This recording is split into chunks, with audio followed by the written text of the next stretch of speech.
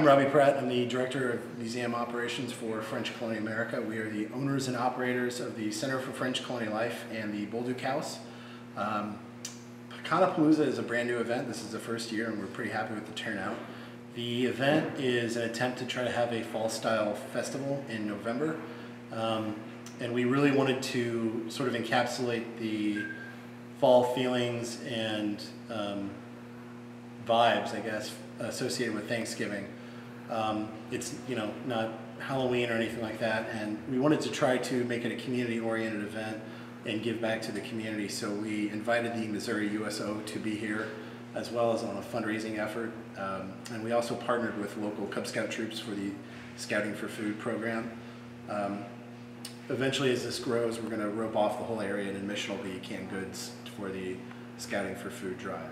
But this is really just, especially this year with everything going on with COVID and everything always getting canceled and everybody just sort of perpetually being bummed out, we wanted to have an opportunity to celebrate and have something fun to do one last time before we all try to bundle up and head back inside for the winter. We were very much already looking forward to the new activities that we can add next year. We have a lot of really neat ideas, and we always want to keep this into a community-oriented event. And like I said, we're just looking for next year too. We are out here, the USO of Missouri is out here today, and we are collecting donations for our USO Operation Give Thanks program. And what that is we provide Thanksgiving dinners right here, which you can see. We have the items down here. A full Thanksgiving dinner along with a $10 gift card to Walmart to purchase your turkey. And we do this for service members who are E5 and below. And this year we are packing 2,750 baskets that will be distributed out starting in the next 2 weeks.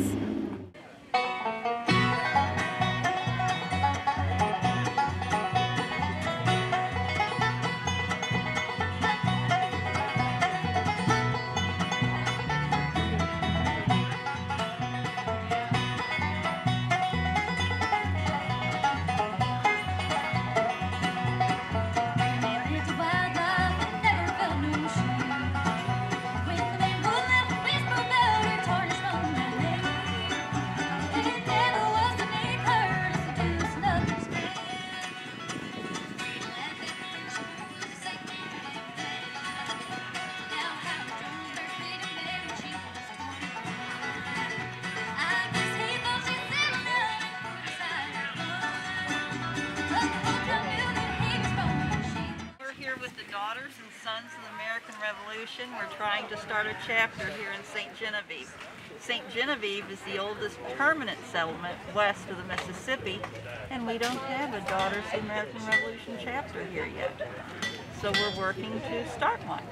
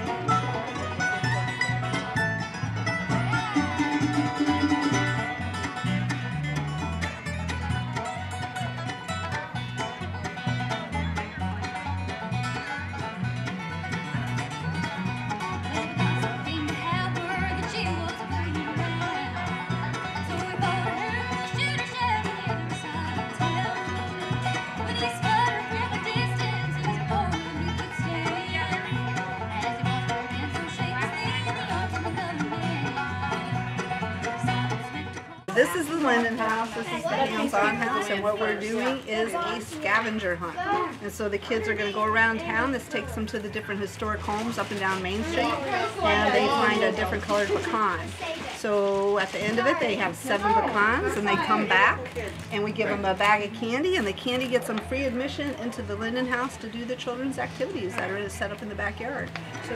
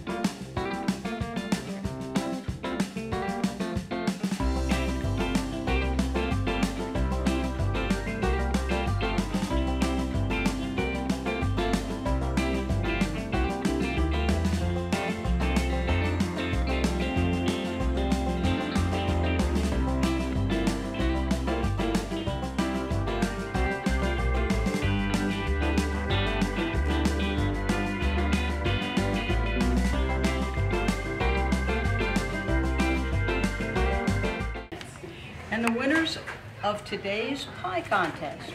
For pecan was number 98, Joyce Belfield. For winning the apple was number 99, Lisa Hart. And Lisa wins again on the pumpkin, number 90. Pecanapolooza, celebrating Veterans Day, which of course Veterans Day is coming up in a few days. So that's why we have a variety of time periods we're representing here. And right up here on the porch, we're doing World War II Navy.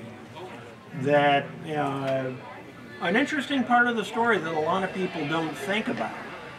And we had the largest Navy in the world by the end of the war, and there were a wide variety of jobs that the Navy personnel carried out on both ashore and on the ships, and not just the obvious things like steering and manning the guns and operating the engines, but also repair and maintenance and fabrication, and particularly like damage control, which is actually one of my favorite things. Over here, let me show you. We have a nice selection of equipment that's related to firefighting and damage control, because remember, particularly in the Pacific, they were thousands of miles from the nearest base, and the closer they got to Japan, the more dangerous it got, the more desperate the Japanese got.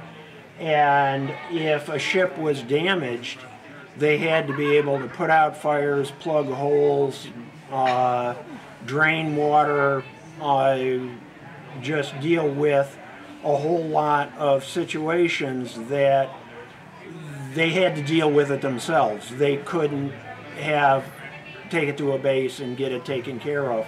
So like, you know, we've got, for example, firefighting, foam for fighting oil fires. This, you know, water goes in one end of this, you put a powder in the top, and it comes out as foam on the other side. And you use that to smother oil and gasoline fires.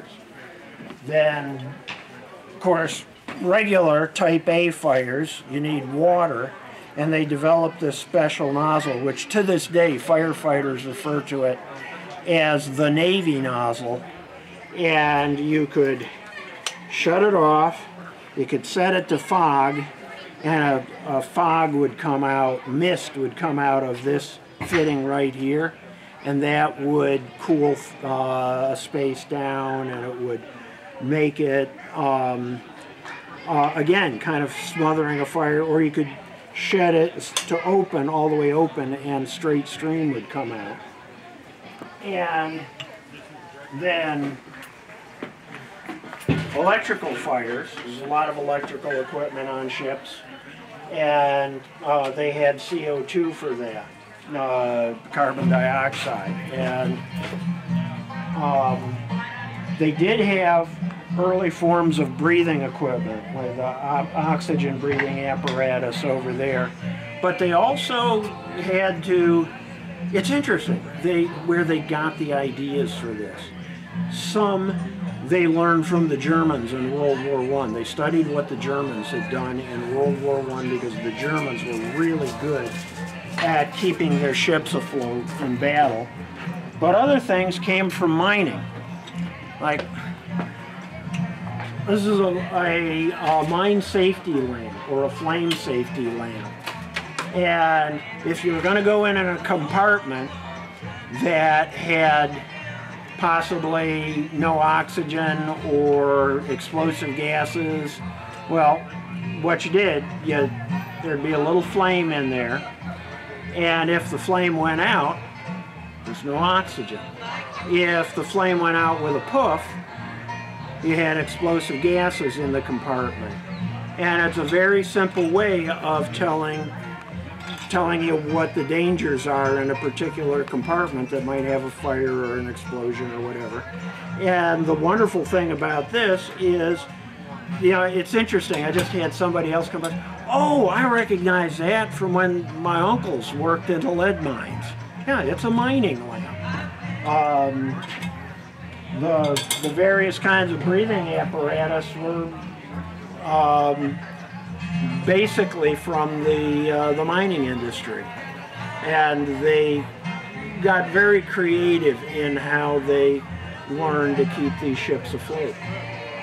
My name is Geoff Giglierano. I'm the director of French Colonial America here in Ste Genevieve. So usually I'm doing 18th century, but for this, because we're doing a variety of timelines to remember and commemorate our veterans, I get to do something different. So this is a 1943 M3 white half-track. It was built by the White Motor Company. It has a 6-cylinder gasoline white engine in it. It was used for troop transport, and it was also used to tow artillery with. The piece of artillery we have back there is a M5 76mm anti-tank gun, and this would have been the prime mover for that piece. A lot of the tools and equipment that would have been included on the half-track for maintenance and to upkeep, and also to use to keep it in battle, keep working. Well, this here is a paper cartridge that they would issue in the Civil War. Each soldier got them and they put them in their cartridge boxes. But the bullet, like this bullet here, is a 58 caliber bullet. They put the bullet in this end, then it would be gunpowder in this end. And what they would do is they would take their musket, and then they would take their paper cartridge out, tear it open with their teeth, pour the gunpowder in, and then they would put the bullet in. The bullet would slide in like that. Once they got that in there, they would take the ramrod out, push the bullet down in, take the ramrod back out, and then they would put a cap on here and load it and shoot. That's how they shot, with these paper cartridges. So you can imagine if they got into a battle, or before they went into battle and they would been around in an area that was really rainy and stuff, they would shoot, they would kind of throw these away. And the reason is because you just don't want to have your gunpowder. But this here is actually a 58 caliber bullet, like this here, that's been shot and it was dug up down in Georgia. That it, either hit something hot, like a hard rock or something, ricochet. This is a 69 caliber. Like this gun, 69 calibers were usually a smooth bore. But like this one, this gun here is a rifled musket. And so this rifle,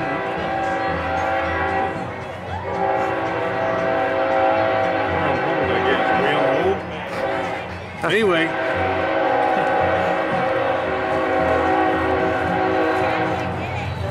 rifle musket was used pretty much beginning throughout the end of the Civil War, but they fought tactics like Napoleon did. That's why they would line up. These guns they had that could shoot anywhere accurately from 150 to 300 yards, and they were still marching as if they were guns would shoot 50 yards, and that's why they still fought like that. But most of the officers that were like really high up in the ranks, generals and colonels and stuff, they went to West Point. That's what they were taught. That's all they knew how to do. But this here is an original Burnside carbine. It was used by the cavalry. It's got this. This one's a little bit of rough shape. This one's a 54 caliber. You pull the hammer halfway back, and just push this little lever down, and it opens up like that. So they had a copper bullet. They put that in our copper cartridge. They put it in there, and in the cartridge they had a little hole in it. And in the hole, they would cover that up with beeswax to keep the moisture out. And they put another one of those caps on there, pull it back, and then they would fire.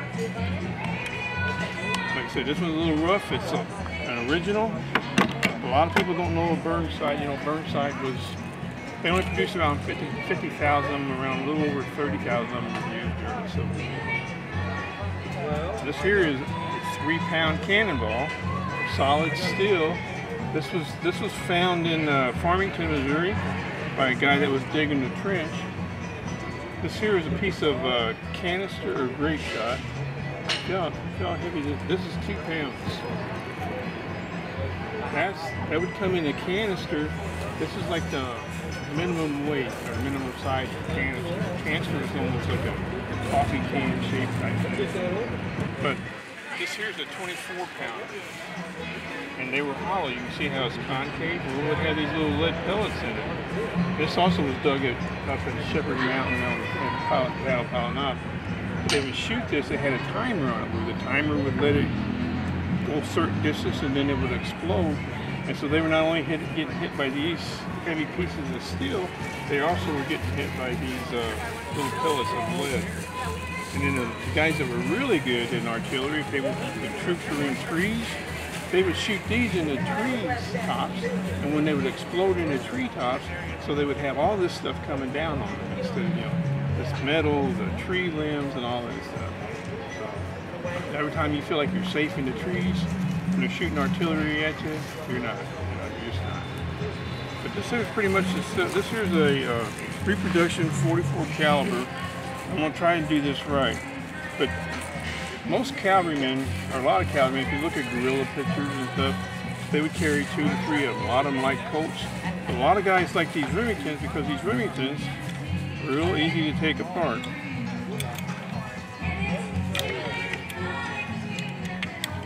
You take the cylinder right out. So once you shot your 6 rounds, they carried extra cylinders and cylinder pouches on their belt. And they can just take their cylinders. This is where I usually have a problem. They take their cylinders, put it back in.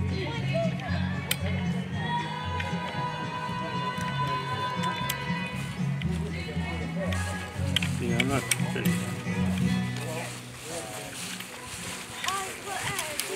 And they're ready to start shooting. I'm a little bit slow at it. I don't do it that much, but some of these guys could do it in less than riding on horseback. So it's easier to change the cylinder on these than on the Colt, because the Colts you had to have a little screw. If you look at some of the original Colts, if they're missing the screw, that's why, because the guys got tired of messing with the screw, they take the screw out and throw it away. They could do basically the same here, but it's just a little bit harder to do.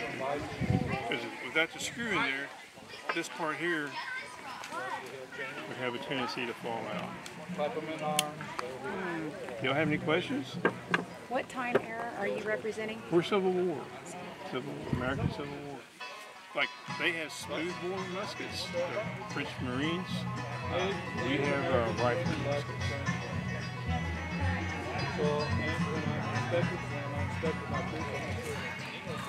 Sack coat. Sack coat. Hat. This is basic infantryman. He has a corporal. He has his bayonet. He has a cartridge box. And the reason he puts it under his belt like that, so like when he's running, it's not flopping all over the place. And then here's his cat pouch. And the Civil War sack coats, they had 4 buttons on them like this. After the Civil War run, the Indian War era, they went to 5 buttons.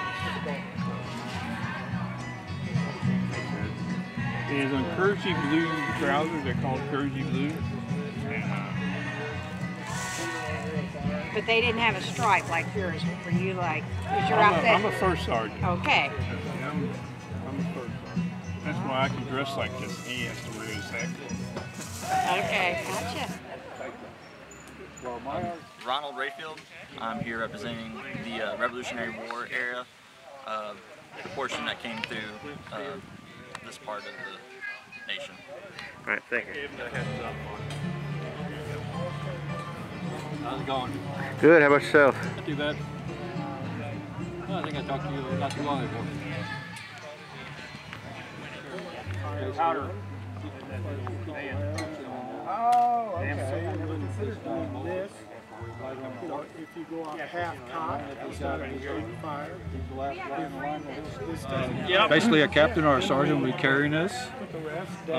Basically, this was to help keep the troops in line. If I form them in a line, or I can dismount a horse, a rider on a horse by pulling him down.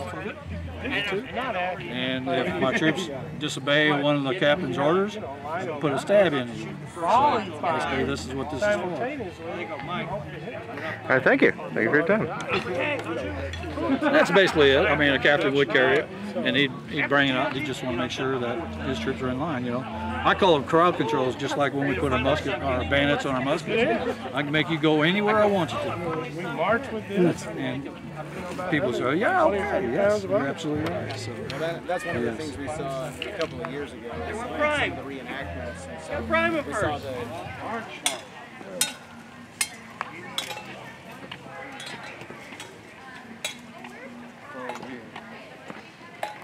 I sure did. Gentlemen, Made them yesterday. thank you all for being here today. They're pretty fresh, yeah. We greatly appreciate it. I hope you're having a good time so far. I think we've had some really nice people to talk to. And this is, again, you know, my favorite part of the job. Thank you. And speaking of jobs, about 30 years ago, I had the privilege of doing a series of interviews with World War II veterans, both men and women. And one of the wonderful things about that experience was the number of people who said, I just did my job. You know, one of the guys who said that was a yeoman on the bridge of the Linden Bay at the Battle off Samo. Another guy was a Tuskegee Airman who flew P-51s over Austria. You know, we never lost a bomber that we were protecting. And but I was just doing my job. And this is, I think, reflective of our veterans, their humility, their commitment, and the thing that we owe our thanks to them for, they did their job. Now, the interesting variation on this, during 9/11, at the Fire Department Museum in New York, one of our light duty guys responded, went down. He made it, unlike some of the other folks. But I tracked him down later in a hospital in Jersey. I don't know which was worse, being in a hospital or being in Jersey. But anyway, I said, John, I'm really proud to know you. You're a light duty guy. You didn't need to go. Nobody would have thought the less of you if you had it. And he said, I was just doing my job. Sure, yeah. And then he paused for a minute, And he said, now you do yours. Make sure nobody ever forgets. That's our job today. Make sure people remember and appreciate our veterans and the job they did. And again, I greatly appreciate for you all coming and joining us in doing that task today. Okay, thank you. Detail, attention. We'll be gone. I know. I won't be. Company. That's the problem. Prime. We're not telling you what it is. It all looks good though. Oh, Mom. Tia. Okay, thank you.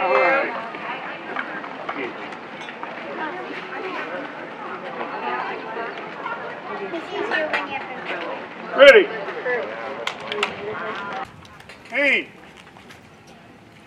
Fire. Order. Mark.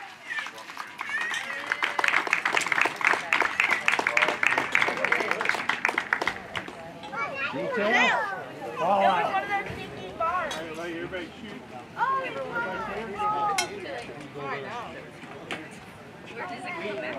So what I've been doing here today was making chocolate. Now that we're towards the end of the day, I've ran out of heat under my stone, so I can show you parts of what we were doing. So you start off with your cacao pod that grows about 30 degrees north or south of the equator, and inside are about 24 to 30 of these little seeds or nibs. So this is one that came out of this pod, but I can't turn this into chocolate because it hasn't been fermented. To do that, I need the jungle floors and I need big banana leaves. So this is once it's been fermented in the jungle. I can make chocolate from this. I take this, I put it into my skillet here, and I'm going to do a nice dry roast like you're roasting coffee beans. And how you know if it's done is you take a little bite of it. Ooh, that's way too bitter. Not done enough. Roast some more, roast some more. So it was a learned skill as you taste it. From here, I've got to take it and I've got to take this paper thin shell off of it. Now it's not going to work too well right now because these are very cold. Once you roast it, it's still warm enough that you can touch it. You use your thumb and your fingers to make that paper thin shell come off. So then, this is what's going to turn into chocolate. It's going to take some work. I'm going to take this in here. Bees love us. And I'm going to grind it up as close as I can to a powder as possible because that saves me effort here. So I get that handful of powder, I put it on my stone here, and that's why I also want the heat underneath it because it helps move it on the stone. So I'm not going to use this like I'm doing a pastry. I've got to crush this because this bean right here is 50% liquid. It's cocoa butter. Now, if you ask a kid, hey, is this liquid? They're going to tell me no, it's a solid. So as I further crush it, it'll go from looking like a dry powder to then I start to release the cocoa butter. It'll look like a brownie mix. And once it looks like honey that I could make my initials with, then it's chocolate. It's going to be disgusting chocolate because what is it that we like about chocolate? Sugar. So then you would take it and add sugar into it and break down those molecules and reform it as chocolate. Then you're adding your cinnamon, your other spices. So to do it this way, you had to be really rich and have someone do it for you. But then you control what flavored chocolate you get. Most people would go to a store like the Felix Valley store, and in the winter months you could use the water power mills in New England to make that chocolate for you, and then all you have to do is buy it and then make it to your hot chocolate. Last thing is, this is your chocolate pot. So this is for basically making your hot chocolate. You pour the hot chocolate in here, and then this is called a molinino. And what I'm going to do with this is make a froth, make it very bubbly and airy. So I go up and down to make as much airflow in it. And because I have this longer handle, if I pretend that this is now my cup that I'm going to pour my hot chocolate in, I'm not going to pour it here. I'm going to go up in the air and let it add more airflow. And so today we cheat and we do something called put marshmallows into it, and that's what creates that froth that originally would have been done this way. We are Poana, once again, and we